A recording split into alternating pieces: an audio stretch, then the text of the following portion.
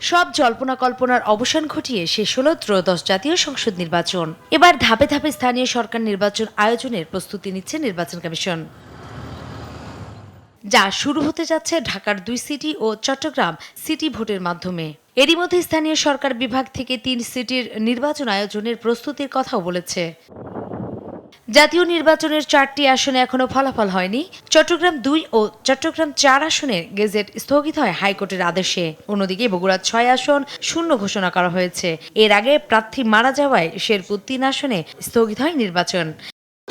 ভবিষ্যৎ হোক নিরাপদ, বিনিয়োগ হোক বিশ্বস্ত, আর আমার পছন্দ সল্ট বে। ওয়েলকাম টু সল্ট বে। এই 4টি আসনের নির্বাচনের ফলাফলে নির্ধারণ হবে সরকারি এবং বিরোধী দল কতটি আসন পাচ্ছে। ভোট হবে শিগগিরই, সিটি কর্পোরেশনের ভোটও শিগগির। রমজানের মধ্যে কোনো ভোট হবে বলে আমি জানি না, রমজানের পরে ভোট হবে ইনশাল্লাহ। তবে আমরা এখন সবচেয়ে আপমোস্ট প্রায়োরিটি দিচ্ছি আমাদের উপনির্বাচন এবং নারী ভোটের নির্বাচন। এদিকে নির্বাচন বিশ্লেষকরা বলছেন, সংরক্ষিত পদ্ধতিতে নয়, নারীরা সরাসরি নির্বাচনের সংসদ সদস্য হলে উপকৃত হবে জনগণ। আমরা ইনডাইরেক্ট ইলেকশন করে আমরা নির্বাচিত হতে চাই না। কোনো না কোনো উপায়ে আমাদের মেয়েদের একটা ডাইরেক্টলি নির্বাচিত হওয়ার ব্যবস্থা থাকা উচিত।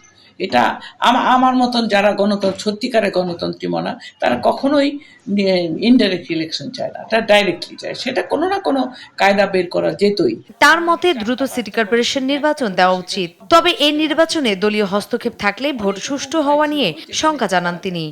এবারও আমি নূপুর মাহমুদ, দেশ টিভি, ঢাকা। আমি মনে